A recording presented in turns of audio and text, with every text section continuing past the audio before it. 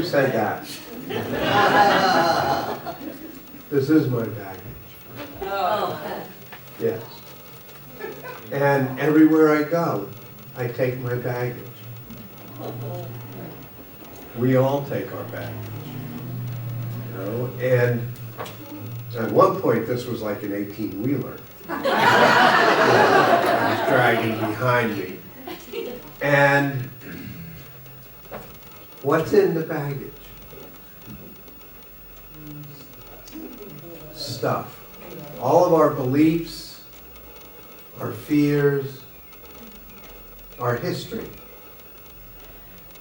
And all of that just holds us back. You know, as long as I'm dragging this behind me, and the weird thing is that as I'm dragging this behind me, it's slowing me down from being who I really want to be, isn't it? But at the same time, I'm not only dragging it behind me, but I'm pushing it ahead of me the same amount, because it's affecting everything I think about for the future. Everything, whoa. I've done fire walking before, but I don't think I want to do it today. We hold on to our beliefs. They come from family, they come from our culture, they come from schools, from religion, from all of that. All this stuff that we bought as real, without even thinking that we were buying it as real. We bought it, we hold it, and it becomes a force within us that limits us. It becomes a force within us that limits us. And then it becomes a big part of the baggage. And it holds me back. You can only go so far when you're dragging that baggage behind us. Now, as I look around the room, I see and know, just seeing the lights and the people been up here, the incredible amount of work you've done to get your baggage down smaller and smaller and smaller. So maybe it's a little day pack. It doesn't really hold you back much, you know? And you can walk around with it. And what this does is it keeps us from being in the flow. Right? Now, everybody in here, at some point in your life, you have been in the flow. Right? You have those moments where you're just in the zone. Right? Is everybody? Yeah. Now, that's those moments when you put that baggage down and you're not thinking about it. You're giving yourself permission to just be here now. You're giving yourself permission to be in the moment, and all you're doing is focused on whatever it is that's happening in that moment. You're looking into your beloved's eyes, and your heart opens. Wow, right? The rest of the world disappears in those seconds or minutes or days, and you're there.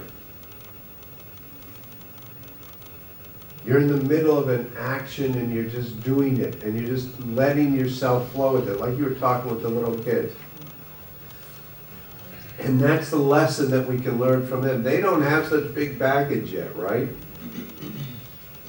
They just got little things that they're pulling along. Little sandwich bag at that point. So later on they get the big Trader Joe bag and they keep going from there.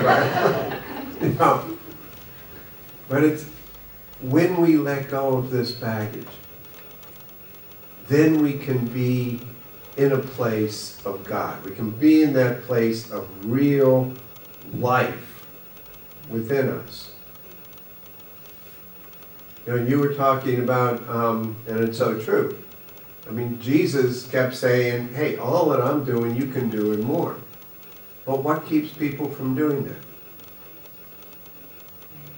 Fear, belief, All that stuff we bought that, no, we can't do it, we're not special enough, we're not good enough. And the fears, as Marianne Williamson says, of allowing our greatness to come through. Allowing ourselves to just simply show up as we can. I call it living the ordinary life in an extraordinary way. It's not changing anything you do, unless you want to, but it's about just simply how you show up, letting your light shine. But to do that, I've got to put this baggage away for the moment. I spent decades of my life, the first 3.5 decades of my life almost, hauling this 18-wheeler behind me. And then I started letting go. That really held me back. And what I realized was I was holding on to so many stories. Think about it. Think about your history. You got a lot of history, right? Now, in all the years you've been around, you've had a gazillion experiences. If you just look at today, if you really broke it down into the experiences of just getting up, getting dressed, getting down, all these things are little experiences. We all have dozens or hundreds every day. But thank God we don't remember them all. I mean, we'd really be crazy then. But we do take some of those experiences and we embody it. Because it's something that was important, something that hit us in a certain way, good or bad. Right? And we take it in. Now what happened, which is fine, except that once we hold that experience for a little bit, we start to build a story around it. We can't help it, it's human nature. Problem is that as we hold that story inside ourselves, that story changes and grows. And that story then becomes a limiting factor, becomes part of what goes in the baggage. Because when I'm holding on to that story, which is mostly fiction, you know, you've got an experience that's real. No matter how hard or difficult that experience is, it's real. There's no denying that. What becomes unreal is the story we build around it that becomes this factor that we put in a bag and we hold that as good and perfect and true, even though it's not. But what it does is that thought that goes into the story begins to affect how we are. It can affect our health. It certainly affects relationships. And how you look at relationships, how you look at a relationship with yourself. All of these become factors in there from this historical novel that we've written about that. You know, and we buy it as history. We buy it, that's the truth. That happened to me. Even, you know, everybody does it, and it's fascinating to even listen to our own stories. But the more you can get rid of the story, because one thing the story is guaranteed to do is keep you from being here. I cannot be here, absolutely present in all that I am, if I'm holding on to all these stories and believing all those stories. So as I'm willing to let go of the stories, I get to be more and more here. I get to be more and more present with myself. I get to be more and more present with you. Because the stories are in my imagination.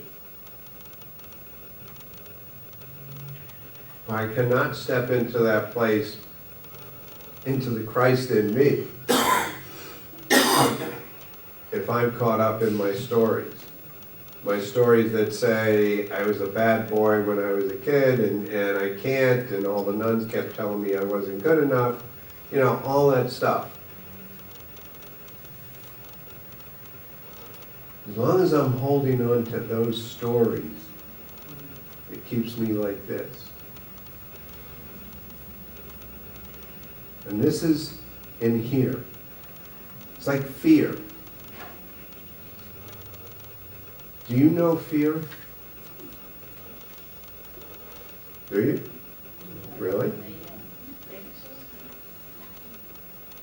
What if I said, you, the you I'm talking to, your spirit, can that know fear? No. No, I know so. I'll give you the answer. Who you truly are cannot know fear. Your spirit, your soul, can only know love and peace and joy. That's all it is. That's who you are. Fear comes up here, monkey mind, that creates the fears. And the fears are coming from stories. And I'm not talking about the fear you feel if somebody comes at you with a gun. Now that's real fear. That's true. But the fears we're talking about are the fears that run our lives. The fears that create a chemistry inside us that keep us small, that keep us from standing in this place of truth, this place of power, that keep you from living that ordinary life in an extraordinary way, that keep you from showing up in a way that lets your light shine. Do you believe that? I know you do. I didn't see it.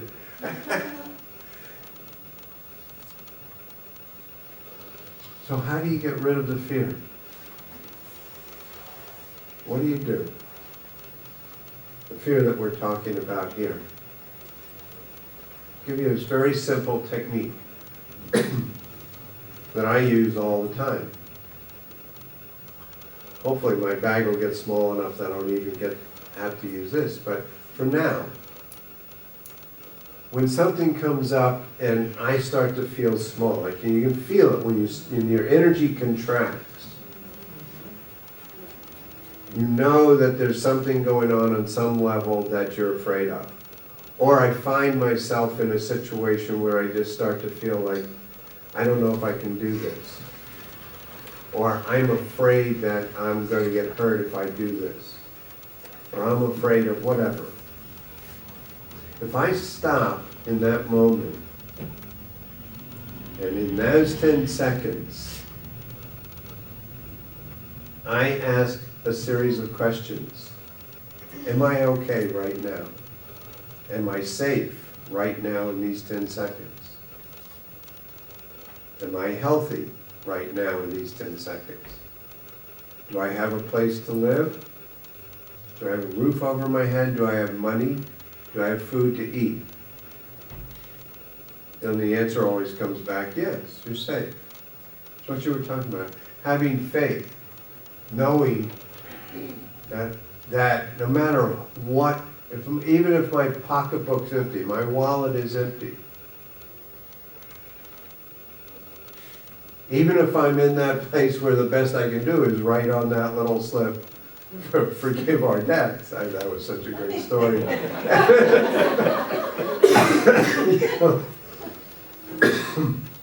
Even if that's all it is, If I stop and ask those questions, then it has to come back. The answer is always yes. Yes. I am safe. I am here. I am held. There's nothing to be afraid of. If I hold that, then I can take whatever the next step is. Then I can do whatever I need to do and make the choice that I need to make to move out of this place of being stuck, this place of fear, and start to move into a place of who I truly am. Do you believe that? I'm going to give you another little phrase. See if you can memorize this really quickly. All of life comes to me with ease and joy and glory. All of life comes to me with ease and joy and glory. Now, part of you, your mind is going, no, that's not true. I have to work harder for that. I have to pray. I have to do whatever. No. I want you to take this. It's like a little magic mantra. And you repeat that 10 times in the morning, 10 times at night. You can do it all day long if you want. You can't overdose. And all of life comes to me with ease and joy and glory. It's part of what creates a vibration inside yourself. Our thoughts, our beliefs, our stories create vibrations of energy that are felt on a molecular level. Every thought you have, good or bad, creates an instant response in every cell in your body. It's pretty amazing when you start to think about it. I mean, Eastern mystics and all mystics knew this thousands and thousands of years ago. Now they have the technology where they can actually measure this. And they can see the changes in the blood chemistry. And they can see how thoughts can affect your DNA. It's pretty amazing. The other thing the thoughts do, I want you to really take this in. Because you all pray, right? And you're all asking God at some point for what you would like, what you desire, right? No. No? Okay. Well, most of us do. When you're praying, when you're doing affirmations, that's good. But if your affirmations are here, you're repeating those affirmations 100 times a day, but the rest of the time you're walking around with this big baggage, and there's beliefs that are saying, no, I can't really have that. No, I got to make all these changes before I can have that in my life. And you're carrying this around, and that's going through. That's the beliefs, that's the stories and the thoughts that are going on beneath the consciousness. Maybe not even beliefs below the consciousness in a lot of cases. Those thoughts have at least as powerful effect as your prayers and affirmations. And if you imagine all of your thoughts are energy, and imagine these thoughts going out like a radio beacon out into the universe. And Source listens to these things. But of course, if there's this conflicting thing of all these things in the back of, I can't, I don't deserve this, and all that stuff. And on the other hand, there's these affirmations and prayers and all of that. That's a mixed message, and then you wonder why nothing happens and nothing changes. And that's why it's important to begin to look at this whole concept of alchemy of your thoughts. Alchemy being taking something, an ordinary thing, and transforming it into something extraordinary. And if you remember that Your thoughts create this radio beacon out. This is the law of attraction. That basically says the universe, God, source, responds to what we ask for.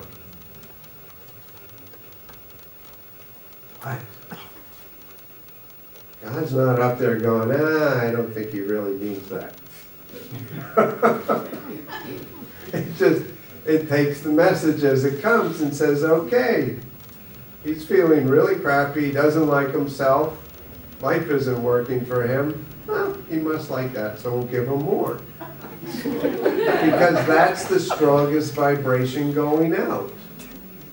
It's going to respond to whatever the strongest vibration is that we're putting out there into the universe. So, if you're not getting what you desire, stop and look at what's going on in here. Where's this message coming from? Because the strongest messages come from the place where our mind, our body, and our spirit, where it's coming from the heart, where you just put out that intention. You've all had experiences like this, right? Most of you had experiences of just putting something out there because this is what you really desired, and wow, things happen, right? Yeah. That was when you were in harmony. You were in that place of connection with yourself. You have no idea how incredibly beautiful and powerful you are. I mean, it's just amazing. And that's what all of the teachers have always said. And that's what Jesus said. How did Jesus create things like the loaves and fishes? Pulling money out of the mouth of a fish. How did he do that? Was he really a magician? Was he really just some strange, unusual being? No. Part of it is he had absolute faith. He didn't have all his baggage hauling behind him. He was let go of that as he went. So he didn't have that, so he had that direct connection. We all do when we can let go of the baggage. But he had that, so he knew this direct connection, and he knew the power of his thought. He knew the power of his requests. And he was in absolute faith that it would be handled. So when he just said, we got all these people, God, we got to feed them. God said, okay, we'll figure it out. And they did. And that's what happens. I mean, that sounds phantasmagorical, but it's not. It's not. I didn't believe any of that. I mean, I grew up